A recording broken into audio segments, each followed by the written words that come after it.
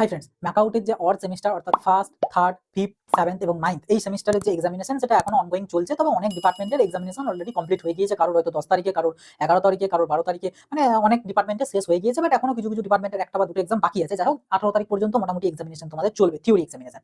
তার পরবর্তীতে প্র্যাকটিক্যাল পরীক্ষা শুরু হবে 20 তারিখ থেকে। এটা সম্ভবত 25 বা 26 বা 24 এরকম কিছু একটা ছিল, আমার এক্স্যাক্টলি ডেটটা মনে নেই। বাট এটা কলেজের ব্যাপার। আশা করি তোমরা তোমাদের কলেজের থেকে নোটিশ বা মেল পেয়ে গিয়েছো কবে কি পরীক্ষা হতে পারে, বা যদি না পেয়ে থাকো পেয়ে যাবে, অসুবিধার কিছু না। তো এই যে অড সেমিস্টার এক্সামিনেশন চলছে, তোমরা কমেন্ট বক্সে লিখে জানিও তোমাদের এক্সামিনেশন কার কেমন হলো। মোটামুটি মানে এটাও লিখে জানিও যে পাস করে যাবে কিনা অ্যাটলিস্ট, ঠিক আছে? বা যদি পাস করিয়ে যাও ফুল কনফিডেন্টের সাথে, তো সেক্ষেত্রে কত মোটামুটি জিপিএ পয়েন্ট আসতে পারে বা কত পার্সেন্ট নাম্বার পেতে পারো, কমেন্টে লিখে জানিও। তাহলে মোটামুটি একটা বুঝতে পারবো।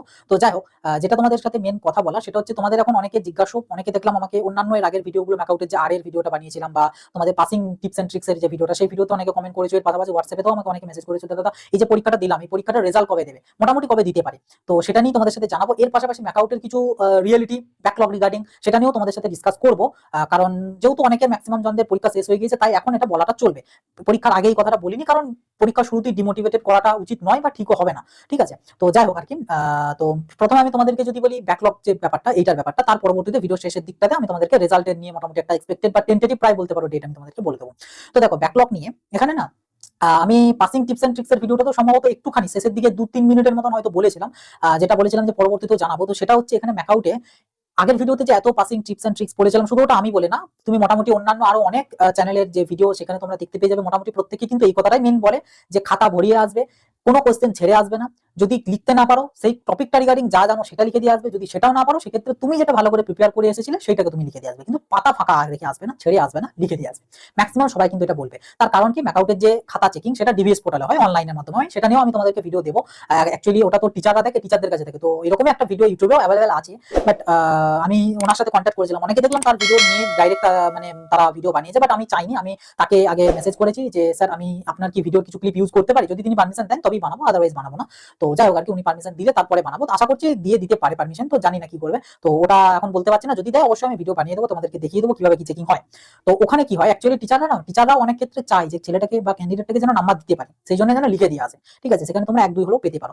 এবার ব্যাপার হচ্ছে, এখানে ব্যাকলগটা না ম্যাকআউট ইচ্ছা করে দেয়। টিচারদের এখানে অতটা ইম্প্যাক্ট থাকে না বা অতটা দোষ থাকে না, ইচ্ছা করে ম্যাকআউট কিন্তু অনেক ক্যান্ডিডেটের এমনও আছে যে ক্যান্ডিডেটটা হয়তো 1 নাম্বার পেয়েছে। ধরো সাপোজ ক্যান্ডিডেটটা হয়তো 45 মার্কস পাচ্ছে, ঠিক আছে? টোটাল মানে সিএ বা অ্যাটেন্ডেন্স মিলিয়ে যে 30 থাকে, সেই 30টার মধ্যে যেটা পেয়েছে সেটা, আর 70-এর মধ্যে যেটা পেয়েছে সেটা, সব মিলিয়ে 45-এর মতন পাচ্ছে। এই ক্যান্ডিডেটটাকে maximum of the time back out কি করে, ফার্স্ট যে রেজাল্টটা বেরোয় সেখানে কিন্তু ক্যান্ডিডেটটাকে এফ দেয়, অর্থাৎ ফেল দেয়, মানে বিলো 40, ঠিক আছে? সে বিলো 40 পেয়ে যায়। এটা দেয় কেন দেয় বলছি।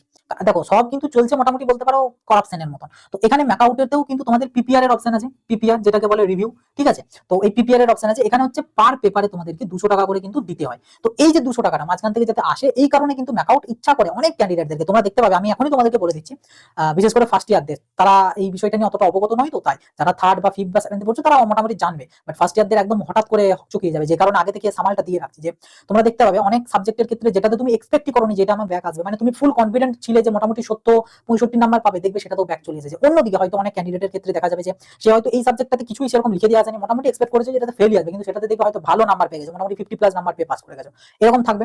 আবার অনেকের ক্ষেত্রে 2-3-4টে সাবজেক্টে ব্যাকলগ চলে আসবে, এরকম অনেক আনএক্সপেক্টেড থিং কিন্তু ঘটবে, ঠিক আছে, রেজাল্টের দিন।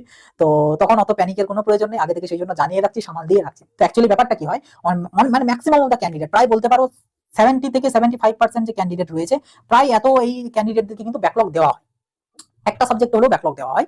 এবং কিছু কিছু ক্যান্ডিডেটদেরকে তো, মানে কিছু কিছু না, অনেক ক্যান্ডিডেটদেরকে 2-3টে তো দেওয়া হয়ে থাকে। তো এরকম কেস ফেল রইলো, ক্যান্ডিডেটটাকে রিভিউ করতে দিতে হবে অবশ্যই। আমি আগের ভিডিওতেও বলেছি, ফেল যদি আসে ম্যাকআউটের ক্ষেত্রে রিভিউ দেওয়াটা মাস্ট, কিন্তু পাস করা সাবজেক্টে কখনো রিভিউ করতে দেবে না, কারণ ওটাতে ব্যাকলগ চলে আসতে পারে। অন্যদিকে ফেল করা প্রত্যেকটা সাবজেক্টে তুমি যদি রিভিউ করতে দাও, সেক্ষেত্রে তোমার একটা চান্স থাকে যে 50-50 চান্স থাকে যে ক্লিয়ার হয়ে যাওয়ার।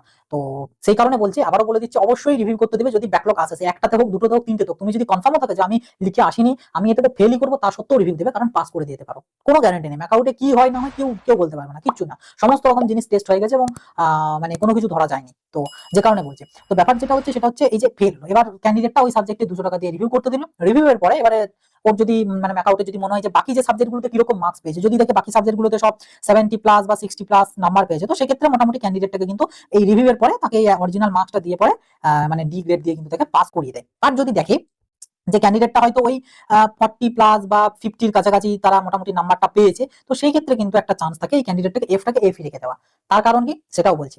এর পাশাপাশি হয়তো কোনো ক্যান্ডিডেটকে 2টো বা 3টে সাবজেক্টে হয়তো ব্যাকলগ এসেছে, 2-3টে সাবজেক্টে ব্যাকলগ এসেছে, তো সেই সমস্ত ক্যান্ডিডেটের কি হয়, রিভিউ এর পরে একটা ব্যাকলগ মোটামুটি থাকবেই থাকবে। ধরো আমি যদি ধরি 100টা ছেলের যদি 3টে সাবজেক্টে ব্যাকলগ এসেছে, ঠিক আছে, এর মধ্যে কিন্তু প্রায় প্রায় বলতে পারো 50% ক্যান্ডিডেটেরই কিন্তু তোমাদের একটা ব্যাকলগ তো অবশ্যই ক্লিয়ার হয়েই যাবে প্লাস আরো মোটামুটি 20 থেকে 25 জনের কিন্তু 2টো ব্যাকলগ ক্লিয়ার হয়ে যাবে, কিন্তু তিনটেই ক্লিয়ার হয়ে যাবে, এইটা মোটামুটি ধরতে পারো 10 থেকে 15 জনের।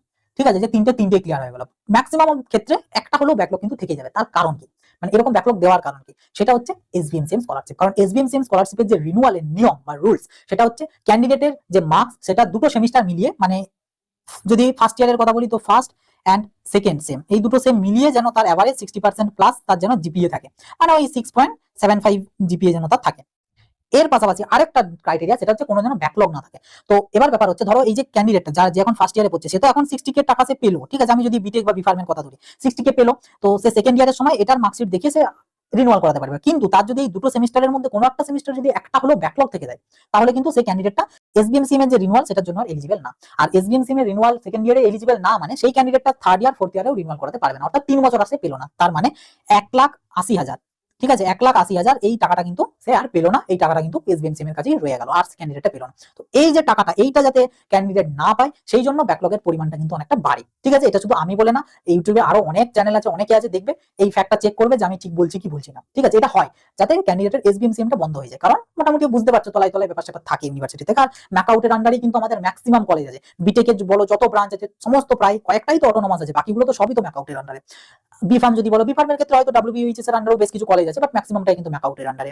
তারপর তুমি যদি বলো বিসিএ, বিবিএ, সমস্ত এই সমস্ত কোর্সগুলো সব কিন্তু ম্যাকআউট, ঠিক আছে, অল ওভার ওয়েস্ট বেঙ্গলে রাজ করছে ম্যাকআউট, তো ম্যাকআউটের আন্ডারেই বেশি ক্যান্ডিডেট থাকে, তো অবভিয়াসলি ম্যাকআউটের আন্ডারেই থাকে ম্যাক্সিমাম এসবিএমসিএম স্কলারশিপ হোল্ডার। তো যে কারণে কিন্তু এই রকম ব্যাপার স্যাপার হয়, ফেলের সংখ্যাটা অনেক বাড়ে। আগের বছর মানে অনেক হয়েও ছিল, কিছু টিচার মানে সরি তোমার স্টুডেন্টরা প্রোটেস্টও করেছিল ম্যাকআউটের যে কলকাতার যে ক্যাম্পাসটা রয়েছে, যেটা মানে ফর অফিসিয়াল ইউজের জন্য, সেখানে গিয়ে অনেক ঝামেলাও করেছে। ভিডিও ফুটেজ আমার কাছে ছিল, যদি পাই আমি স্ক্রিনে তারে দিয়ে দেবো। তো অনেক করেছিল, কিন্তু কিছুতে কিছু কিন্তু লাভ হয়নি। তো এবারও মোটামুটি ধরে রাখো আনএক্সপেক্টেড অনেক থিং ঘটবে, ব্যাকলগ আসবে, রিভিউ করতে দেবে, রিভিউ ক্লিয়ার হবে না। তো এরকম রিভিউ কারো যদি একটা থেকে থাকে ব্যাকলগ, সে যদি রিভিউ করতে দাও, মানে তার পুরো 50-50, ঠিক আছে, যে হয়ে ক্লিয়ার হয়ে যেতেও পারে, নাও হতে পারে, কোনো গ্যারান্টি নেই। কিন্তু যদি 2-3টে থাকবে, তাদের মোটামুটি ধরে রাখতে পারো একটা হলেও ক্লিয়ার মোটামুটি হয়ে যাবে, বাট বাকি 1-2টো থেকে যেতে পারে, মানে সম্ভাবনা বেশি। আর এরকম আরো অনেক ঘটনা ঘটে। তো আস্তে আস্তে ম্যাকআউটের সাথে থাকলে বুঝতে পারবে যে ম্যাকআউটে কি চলছে কি হচ্ছে। তো যে কারণে এই জিনিসটা আমি তোমাদেরকে আগে থেকে জানিয়ে রাখলাম, যে এরকম জিনিস কিন্তু তোমাদের সাথে ঘটবে, বিশেষ করে ফার্স্ট ইয়ারে একটা শক খেয়ে যাবে এই ব্যাপারটাতে, যে আমি তো এটা লিখিনি বা এটাতে আমি তো কনফার্ম পাস করতাম, কেন ব্যাক এলো। তো আসল মুদ্রা হচ্ছে এটাই। তো এই আর কি, এবারে এর থেকেও অনেকে বেঁচে যায়, কিছু করার নেই, সেটা আর কি লাকের উপর। ওই জন্য ম্যাকআউটের ক্ষেত্রে যারা ধরো একটু সিনিয়র রয়েছে, তাদেরকে জিজ্ঞাসা করবে, তারা বলবে যে পরীক্ষা দিয়ে কোনো শান্তি নেই, যে আমি বিরাট লিখে দিয়ে এসেছি মানে পাস করে গেছি, কোনো গ্যারান্টি নেই, ফেল আসতে পারে। আবার এমনও অনেক এক্সাম্পল আছে, যারা হয়তো শুধু কোশ্চেন গুলো টুকে দিয়ে এসছে, টুকটাক কিছু লিখে দিয়ে এসছে, দিব্যি পাস করে গেছে। তো এই আর কি, প্লাস আবার এমনও অনেকে দেখবে যারা হয়তো ফার্স্ট রেজাল্টে ফেল এসেছে, ঠিক আছে, তার মানে 40-র কম পেয়েছে, বিলো 40 সে পেয়েছে, ঠিক আছে, মানে 40 থেকে কম পেয়েছে, বাট কিন্তু কি 40 থেকে কম, কিন্তু যখন রিভিউ করতে দিয়েছে, রিভিউ এর পরে এফটা সোজা গিয়ে দাঁড়িয়েছে হয়তো এ তে, বা হয়তো তোমার সম্ভবত এর পরে ও বা ই কিছু একটা আছে, মানে যাই হোক, মানে 80+ যেটা আর কি, এক কথা 80+, তো এই প্রায় ডবল নাম্বার বেড়ে গেছে। অনেক আছে এক্সাম্পল, অনেক আছে। কারণ কি, এগুলো অ্যাকচুয়ালি অনেক ব্যাপার স্যাপার চলে ব্যাকআউটের মধ্যে, এই আর কি ব্যাপার। তো আস্তে আস্তে থাকো, বুঝতে পারবে, আগে থেকে জানিয়ে রাখলাম যে শক হওয়ার কিছু নেই, কিছু করারও নেই, এই আর কি। এবার তোমাদেরকে যদি বলি রেজাল্ট কবে কি নাগাদ মোটামুটি দিতে পারে, দেখো ম্যাকআউট এখন 1 মাসের মধ্যে রেজাল্ট দিয়ে দেয়, আগেকার মতন নয় যে অনেক দেরি করে, 1 মাসের মধ্যে দিয়ে দেয়। প্রচুর রেজাল্টে মানে আই থাকে, রেজাল্টে ওই লেটার গ্রেডে আই লেখা থাকে, আই মিনস ইনকমপ্লিট, যাদের আই থাকবে যে সাবজেক্টে, ওটা পরবর্তীতে আপডেট হয়ে যায়, মানে আই আছে মানে সেই সাবজেক্টের খাতাটা এখনো চেক করা হয়নি, সেই জন্য।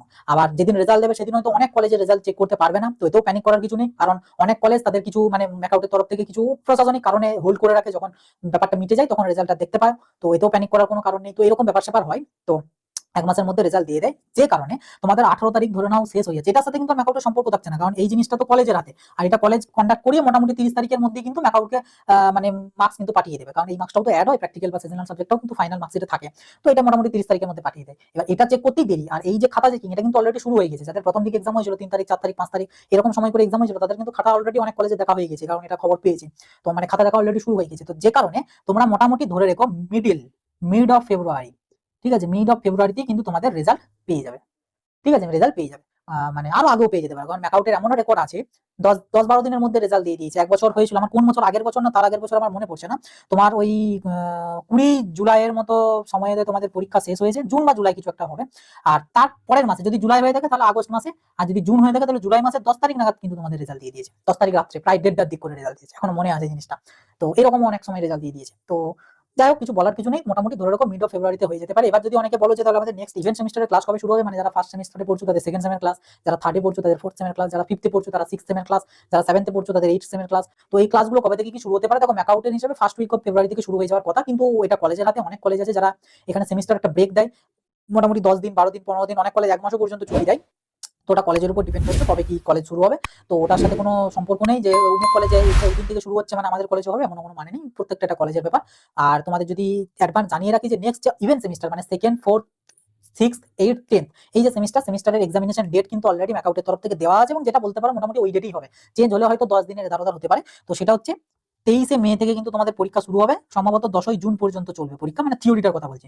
তো মানে ধরে রাখো 20 মের মধ্যে তোমাদেরকে কিন্তু সমস্ত প্রিপেয়ার হয়ে যেতে হবে, 20 মের পরেই কিন্তু তোমাদের পরীক্ষা শুরু হয়ে যাবে। তো এখানে অনেকে বলবে এত তাড়াতাড়ি কেন? তো এরকমই হয় অ্যাকচুয়ালি, ম্যাকআউটের সেমিস্টারের নিয়মই হচ্ছে ডিসেম্বর আর জুন এই দুটো সময়তেই পরীক্ষাটা হয়ে থাকে। এবার কোনো কোনো বছর একটু এধার ওধার হয়ে যায়। তো এবারেও এটাই হবে, মে মাস থেকে শুরু। এখনো পর্যন্ত যেটা ডেট দেওয়া আছে অফিসিয়াল ডেট কিন্তু 23শে মে থেকেই সম্ভবত দেওয়া আছে, 22 বা 23শে মে থেকে। এই ডেটটা 10ই জুন না 11ই জুন আমার এক্স্যাক্টলি মনে নেই, তবে এই মে মাসের 22-23 এরকম থেকে শুরু। তো ওই নিয়েই কিন্তু প্রিপারেশনটা শুরু করে দাও। আর যদি চেঞ্জ হয় হয়তো এটা 10 দিন পিছিয়ে পড়ে, হয়তো জুন মাসের 1-2 তারিখ থেকে শুরু হতে পারে, তার বেশি পিছবে না, কারণ এইদিকে পিছলে ওইদিকে আবার ডিসেম্বরটা সময়তে অসুবিধা হবে, কারণ ওইদিকে কিন্তু ডিসেম্বরেতেই পরীক্ষা হবে যারা বিটেক বিফার্মের ফার্স্ট ইয়ারে পড়ছো তাদের বাদ দিয়ে বাকি এদের ক্ষেত্রে। তো যাই হোক আর কি, এই হচ্ছে পুরো ব্যাপার ম্যাকআউটের পুরো জিনিস। আর আশা করছি সমস্ত ব্যাপারগুলো বুঝতে পারলে কি কি বলতে চাইলাম। আর ডিবিএস পোর্টালের ব্যাপারটা, খাতা চেকিং এর ব্যাপারটা, ওটা নিয়ে আমি দেখছি, যদি জানিয়ে দেয় বা যদি পারমিশন দিয়ে দেয় আমি তোমাদের সাথে শেয়ার করে নেবো, তো চিন্তার কিছু নেই। পরবর্তীতে স্কলারশিপ রিগার্ডিংও, রিনিউয়ালের প্রসেস, নিয়ম, এই সমস্ত কিছু নিয়েও টুকটাক ভিডিও পেয়ে যাবে, আসতে থাকবে ভিডিও। ম্যাকআউট রিগার্ডিংও যাবতীয় তথ্য, যাবতীয় জিনিস ইউটিউবে মোটামুটি পেতে থাকবে, বাট ইউটিউবের থেকেও কিন্তু আমাদের হোয়াটসঅ্যাপ চ্যানেলেতে বেশি পেয়ে যাবে ম্যাকআউট রিগার্ডিং তথ্য। আর তার পাশাপাশি হোয়াটসঅ্যাপ চ্যানেলটাতে আমাদের যাবতীয় জব রিগার্ডিং যে মানে এক্সাম গুলো হয় বা ভ্যাকেন্সিস গুলো বেরোয়, রেলওয়ের বলো, এসএসসির বলো, ডাব্লিউবিপির বলো, বা যে কোনো কিছুর, তো সেই সমস্ত ভ্যাকেন্সিস এর খবর কিন্তু আমাদের ওই হোয়াটসঅ্যাপ চ্যানেলেতে পেয়ে যাবে। তার মানে আমরা এক কথায় বলতে পারো অল ইন ওয়ান। ঠিক আছে, তো হোয়াটসঅ্যাপ চ্যানেলটাতে যারা জয়েন হয়নি অবশ্যই কিন্তু হোয়াটসঅ্যাপ চ্যানেলটাতে জয়েন হয়ে যাও, খুব গুরুত্বপূর্ণ এবং খুব কাজের তোমাদের লাগবে হোয়াটসঅ্যাপ চ্যানেলটা।